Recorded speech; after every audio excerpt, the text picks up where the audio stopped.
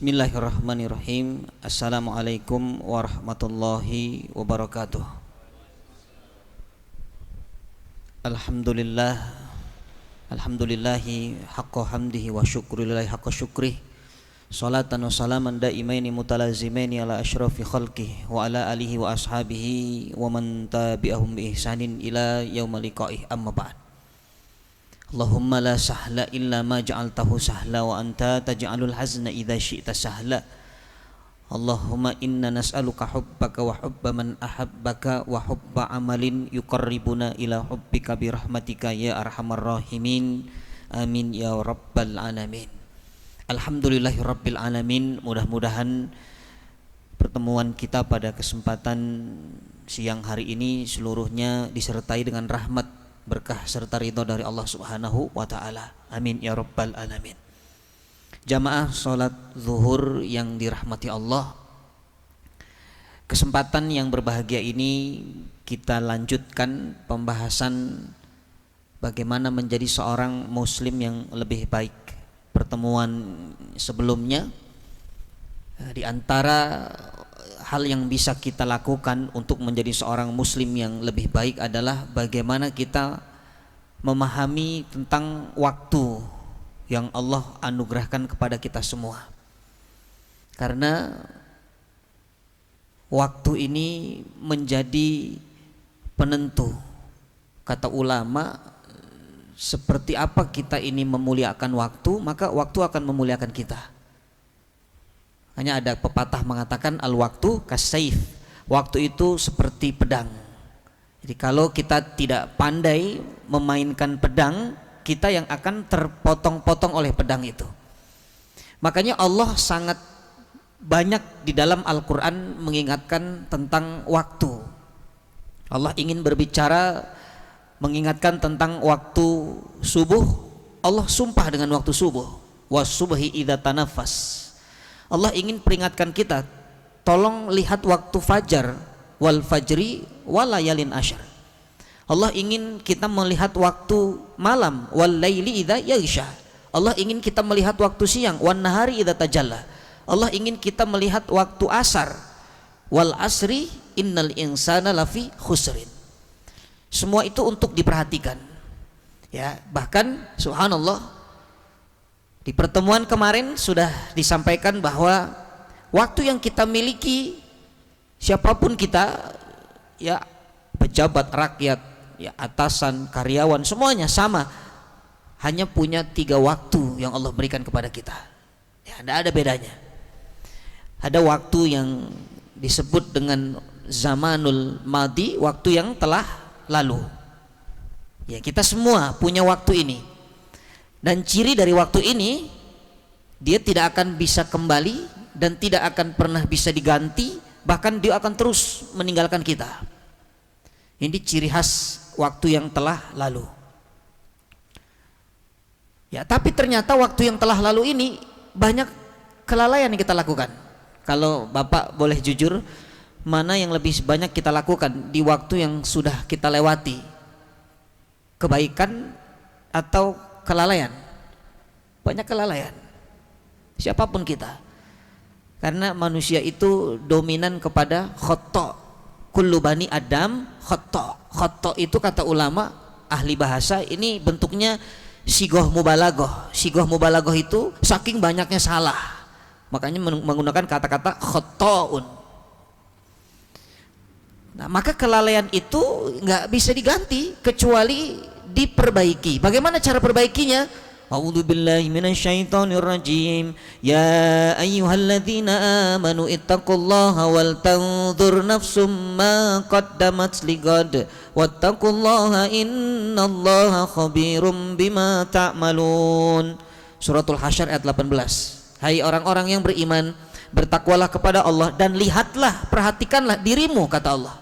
Lihat dirimu, lihat amalmu hari ini, supaya bisa menjadi perbaikan di waktu yang akan datang. Jadi Allah minta kita lihat kepada diri kita. Kenapa? Karena kalau ada keburukan, besok jangan diulang lagi. Kalau ada kelalaian, besok jangan terulang lagi. Tapi kalau ada kebaikan, lanjutkan dan tingkatkan lagi dosis kebaikannya. Nah itu tujuan untuk kita kenapa kita bermuhasabah. Ya, ini masa lalu, kita sudah lewat semua. Yang kedua, zamanul hal, zamanul hadir, sekarang. Ini waktu sekarang Pak, ciri khasnya dia sebentar, tidak lama dia. Kenapa? Karena waktu yang sekarang ini terhimpit dengan yang masa lalu dan yang akan datang. Jadi nggak lama waktunya. Subhanallah. Ya, jadi kalau dikatakan waktunya sebentar, ya memang sebentar. 1 detik barusan itu kita sudah jauh pergi meninggalkan. Ya, maka dikatakan waktu yang sekarang ini yang Allah kasih jangan pernah disia-siakan kecuali diisi dengan kebaikan. Ya, ini waktu yang sekarang. Tapi setan itu tidak pernah berhenti. Dia membuat kita menunda-nunda kebaikan. Mau baca Quran nanti tunggu Ramadan. Mau infak nanti mau ngaji nanti sajalah bulan depan. Itu taswif namanya. Ya.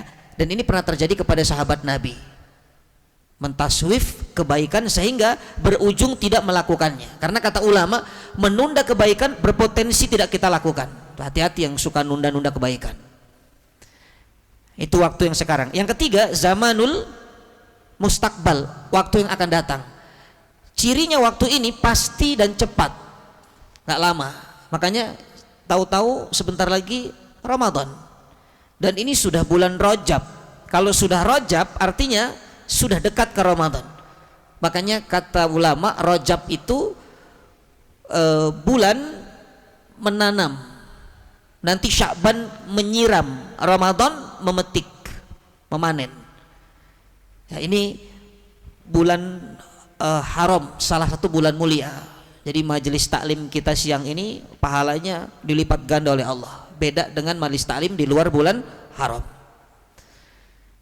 Nah, tapi waktu yang sekarang atau yang akan datang itu pasti datangnya, itu juga cepat datangnya.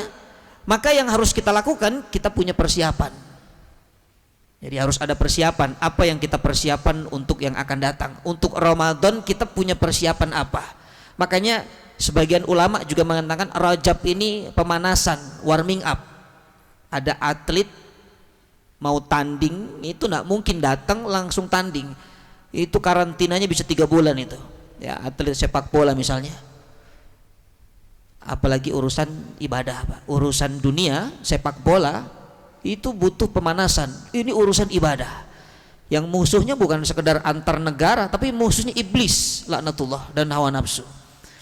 Ya, makanya bulan Rajab ini subhanallah, atau dikatakan waktu yang akan datang itu kita butuh persiapan. Nah, pertanyaannya sekarang, Bapak yang dirahmati Allah, apa persiapan yang kita bisa lakukan untuk waktu yang akan datang? Ya, Rasulullah memberikan treatment.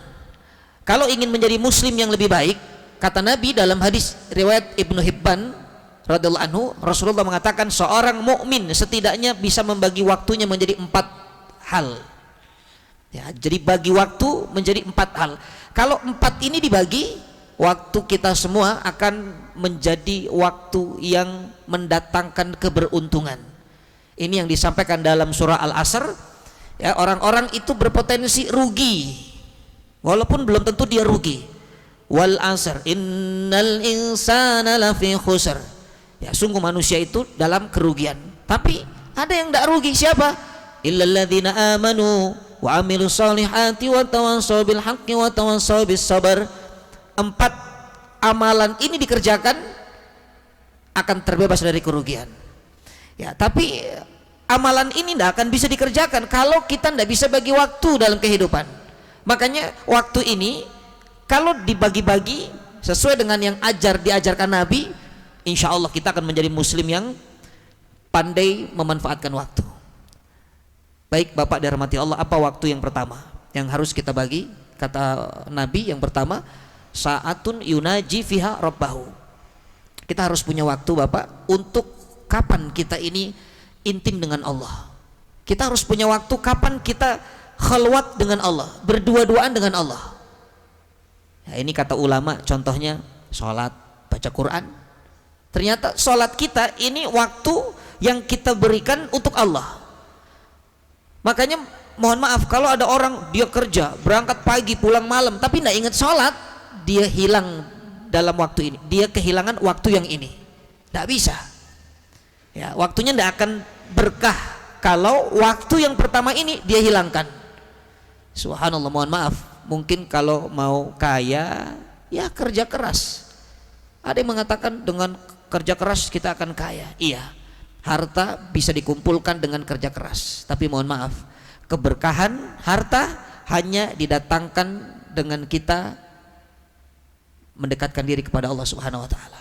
Jadi sebanyak apapun hartanya, kalau dia itu tidak ada waktu untuk Allah, dia tidak sholat, ya dia tidak baca Quran, dia tidak menunaikan ibadah-ibadah yang menjadi syariat dalam rukun Islamnya, sementara dia mampu, maka mustahil waktunya akan barokah.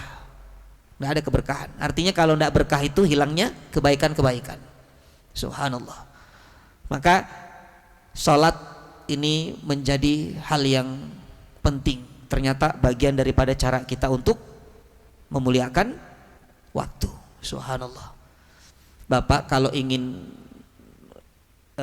berdua-duaan dengan Allah, waktu yang paling bagus itu memang dikatakan lail wa minal laili, malam Pak.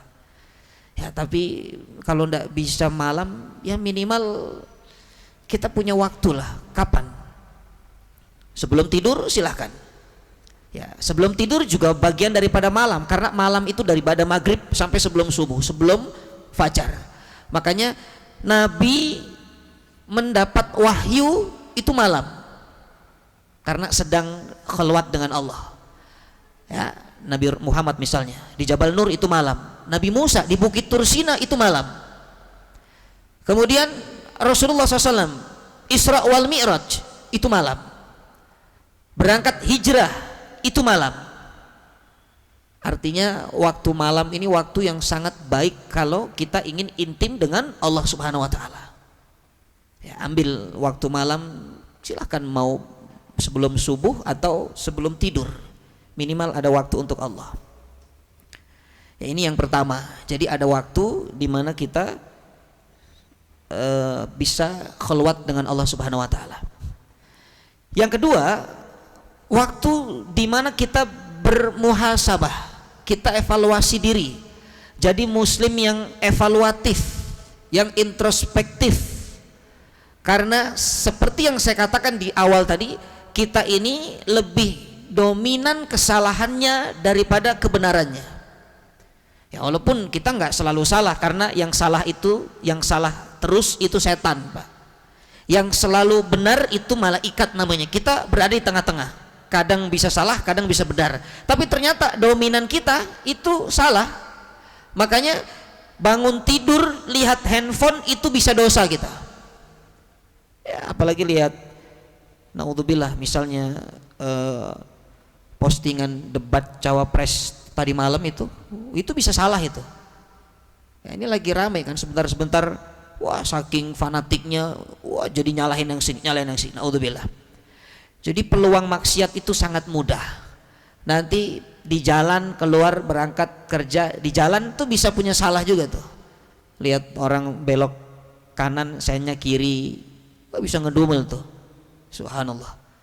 Sampai kantor bisa dosa lagi tuh. Banyak peluang maksiat. Makanya dikatakan kalau maksiatnya banyak, ya setiap saat seharusnya muhasabahnya setiap saat, Pak. Kita ini muhasabah umumnya setahun sekali, tahun baru Islam muhasabah, tahun baru Masehi kemarin kajiannya kajian muhasabah. Ya, padahal kesalahannya setiap saat, setiap hari, harusnya muhasabahnya setiap saat, setiap hari. Subhanallah.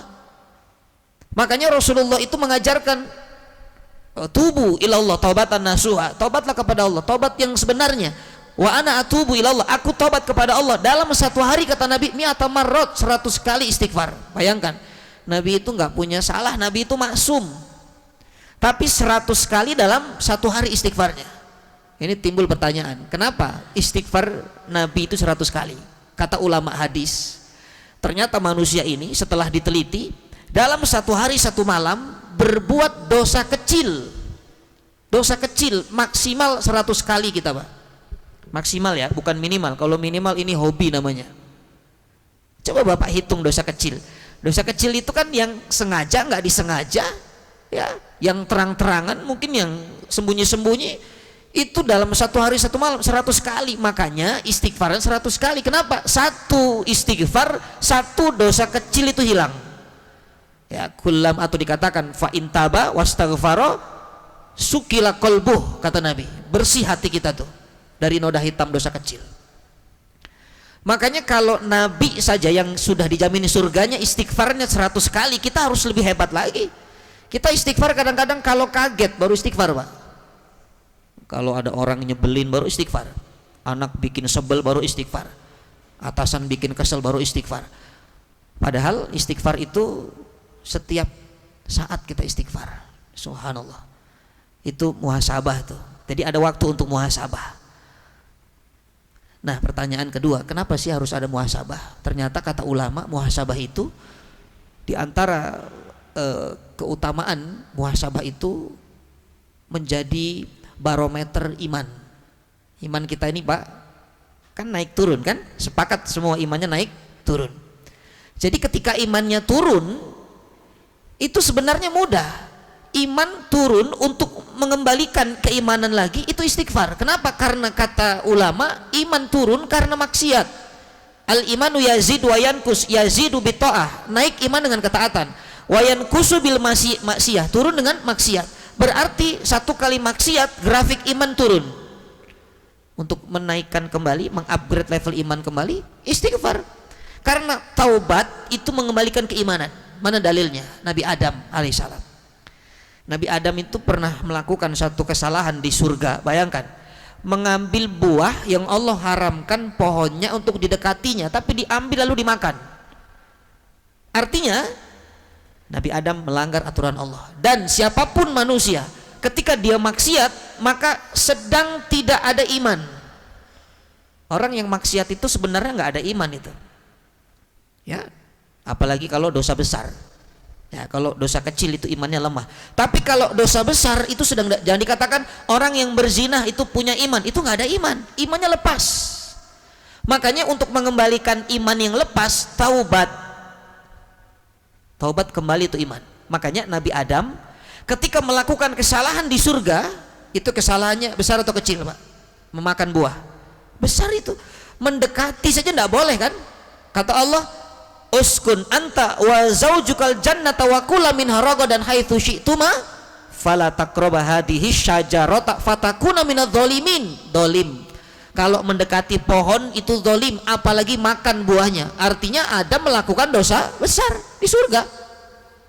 Maka imannya hilang sehingga surganya juga hilang, Pak.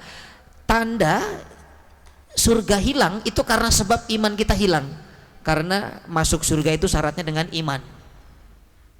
Makanya musibah paling besar kehilangan iman, karena kehilangan iman sama dengan kehilangan surga. Tapi apa yang dilakukan Adam? Begitu turun ke bumi, Adam muhasabah. Rabbana zalamna anfusana wa illam taghfir lana wa tarhamna lanakunanna minal khasirin. Ada yang mengatakan ratusan tahun sujud kepada Allah, minta supaya diampuni kedolimannya. Dan ini dosa tertua, ini doa tertua yang ada di bumi yang diucapkan oleh Nabi. Karena sebelum ada ini tidak ada doa yang lain dulu. Kan Nabi Adam manusia pertama. Makanya doa ini doa bagus ketika kita gunakan untuk muhasabah. Rabbana zalamna anfusana wa illam taghfir lana wa tarhamna lanakunanna minal khasirin. Walhasil balik lagi ke surga. Subhanallah. Dipertemukan dengan Hawa dan nanti Adam akan menjadi penghuni surga. Beda dengan iblis. Iblis di surga maksiat, tidak mau sujud kepada Adam, terusir dari surga. Tapi iblis tidak mau muhasabah. Iblis malah nantang Tuhan. Iblis katakan, ya Allah, panjangkan umurku sampai kiamat. Dikabulkan oleh Allah, tapi ditutup surga bagi iblis. Kenapa? Karena imannya sudah lepas dan tidak mau taubat, tidak mau kembali kepada Allah, sehingga tidak akan pernah kembali imannya iblis. Padahal dulu iblis makhluk yang sangat taat kepada Allah, minal muqarrabin. Bayangkan. Jadi itulah keutamaan muhasabah, bisa kembali iman. Yang kedua, muhasabah itu miftahun najah wa miftahul jannah, kunci sukses dan kunci surga. Orang yang sering muhasabah Pak, itu akan terbuka pintu kesuksesannya dunia ataupun akhirat. Makanya ada pembunuh 99 nyawa, taubat masuk surga. Padahal dosanya begitu besar, 99 orang dibunuh, bayangkan. Nah, ini waktu yang harus kita miliki Pak. Ada waktu untuk muhasabah. Ya, kapan waktu terbaik muhasabah? Sepertiga malam sebelum sahur, sebelum adzan subuh, mohon maaf. Di waktu sahur sebelum adzan subuh bangun istighfar. Wabil asharihum yastaghfirun. Itu waktu terbaik untuk muhasabah. Bapak yang dirahmati Allah, yang ketiga, apa waktu yang bisa kita lakukan? Kata Nabi, yang pertama ada waktu untuk Allah. Ya, ada waktu untuk diri kita bermuhasabah karena kita makhluk yang banyak salah. Yang ketiga, ada waktu saatun yatafakkaru bima sona Allah. Ada waktu untuk mentafakuri ciptaan Allah. Subhanallah, ini yang hobinya healing, jalan-jalan Pak, ada dalilnya nih, boleh. Huwallazi ja'ala lakumul arda dhalulan famshu fi manakibiha. Itu perintah Allah tuh. Allah menjadikan bumi ini mudah dijelajahi. Silahkan Anda jelajahilah bumi ini sampai ke ujung-ujungnya tuh. Ya, makanya boleh jalan-jalan dalam niat tafakkur alam. Ini alam ini Allah ciptakan luas. Ya, kenapa Allah ciptakan gunung? Kenapa ada lautan? Kenapa ada daratan? Kenapa ada ini, ada itu, semua jadikan bahan renungan. Karena kata ulama, ada salah satu ulama salafus saleh, dia katakan begini, mentafakuri ciptaan Allah lebih aku sukai daripada sholat sunnah 1000 rakaat. Subhanallah. Kenapa? Karena sholat sunnah 1000 rakaat belum tentu saya khusyuk, tapi mentafakuri satu ciptaan Allah itu bisa mendatangkan keimanan. Coba kalau Bapak tidak percaya, para ilmuwan yang awalnya kafir Pak, ilmuwan non muslim, setelah dia meneliti apa yang menjadi peperangan dalam pemikirannya, dia gelisah, dia teliti Quran, lalu dia lihat alam ini, kok Quran mengatakan begini ya, lalu diteliti, ternyata antara Quran dengan keilmuan yang ditelitinya itu menunjukkan sebuah kebenaran. Hasilnya dia beriman karena ini kebesaran Allah, ini nggak mungkin ini. Ya, contoh air laut itu ada yang tawar, ada yang asin, lalu dia bersatu dan tapi dia tidak pernah tercampur. Itu ada barzah, ada dinding. Subhanallah, itu diteliti Pak. Terus bagaimana gunung-gunung ini tidak diam? Gunung ini berlari sebenarnya. Diteliti, ilmuwan yang menelitinya masuk Islam. Ya, banyak kisah-kisah ya orang-orang yang awalnya tidak percaya dengan Allah, kebesaran Allah, setelah dia meneliti alam ini, dia beriman kepada Allah. Makanya ada ayat, kita ini untuk direnungkan ayat-ayat ini. Afala yang duruna ilal ibili kaifa khuliqat wa ilas sama'i kaifa rufi'at wa ilal ardi ay wa ilal jibali kaifa nusibat wa ilal ardi kaifa sutihat. Itu ayat-ayat Allah kauniyah namanya. Kita untuk diperintah Allah, afala yang durun, kalian itu tidak lihat, coba lihat itu, kok bisa Allah ciptakan unta 2 bulan itu tahan haus, tidak minum, padahal tinggalnya di padang tandus yang panas terik Pak. Kok bisa?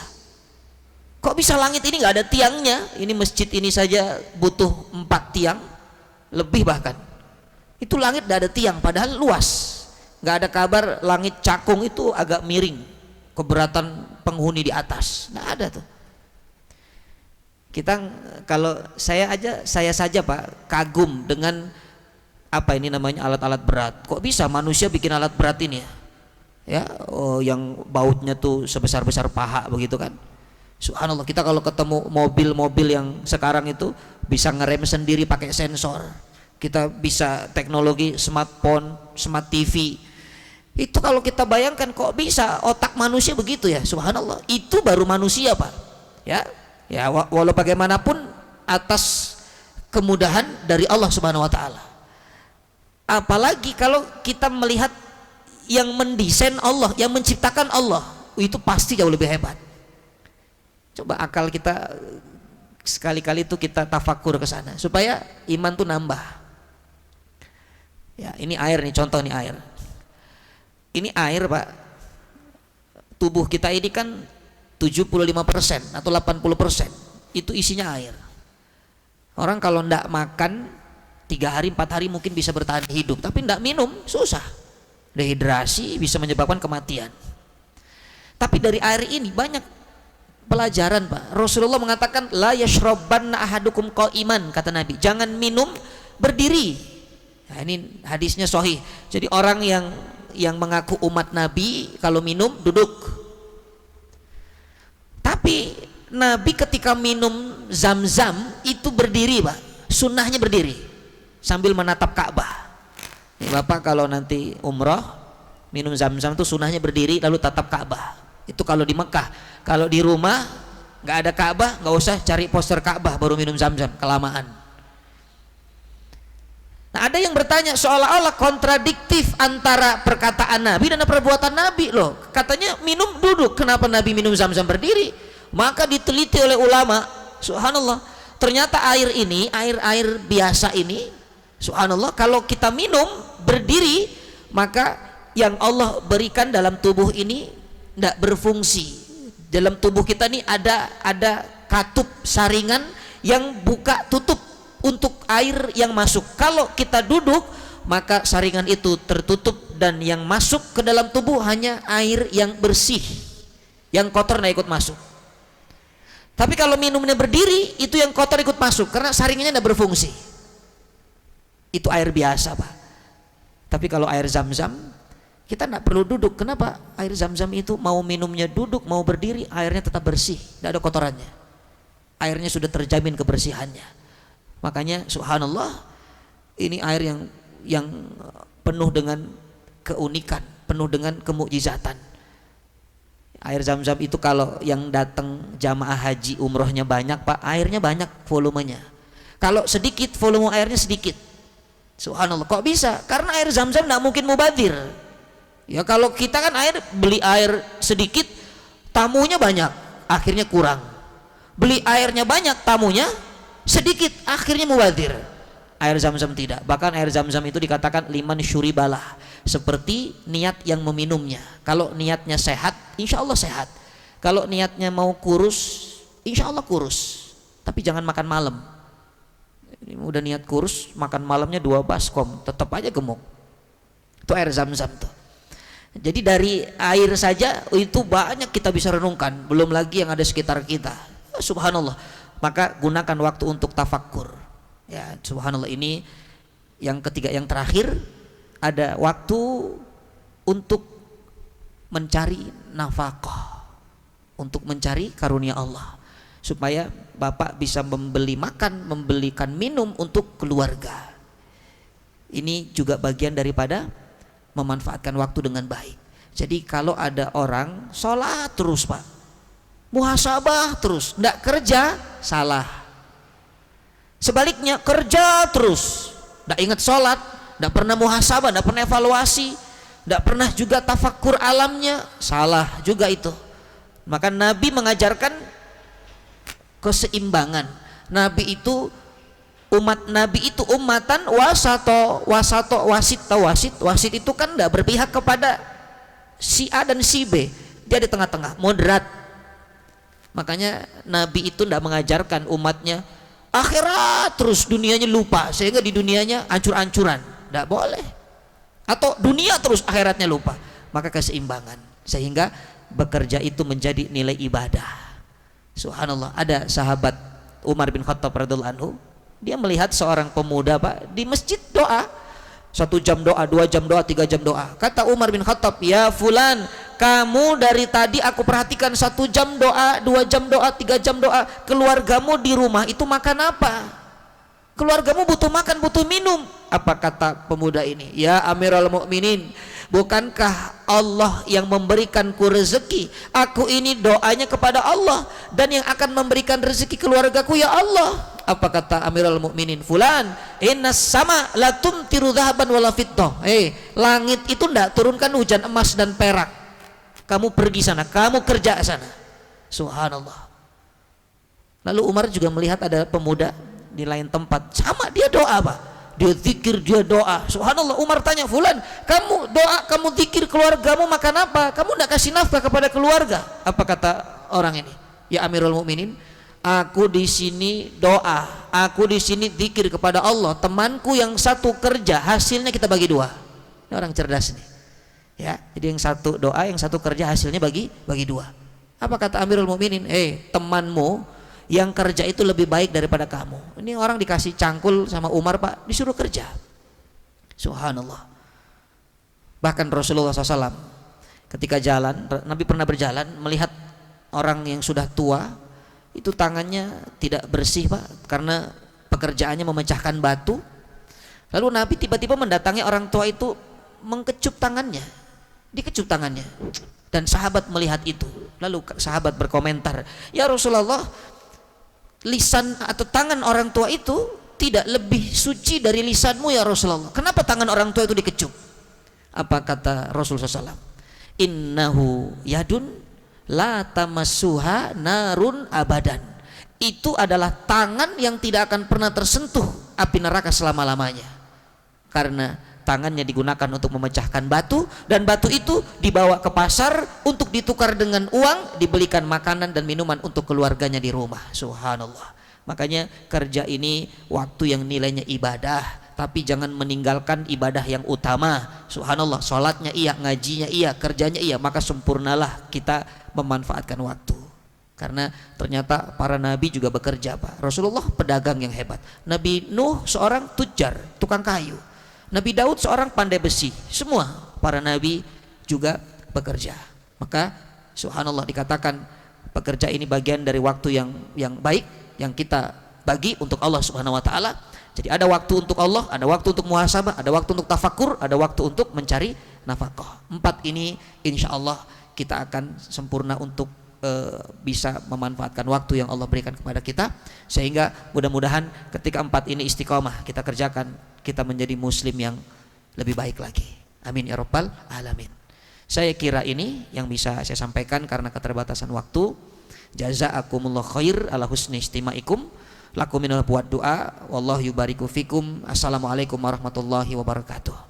Kita sempurnakan dengan kafaratul majlis. Subhanakallahumma wa bihamdika nasyhadu alla ilaha illa anta nastaghfiruka wa natubu ilaik.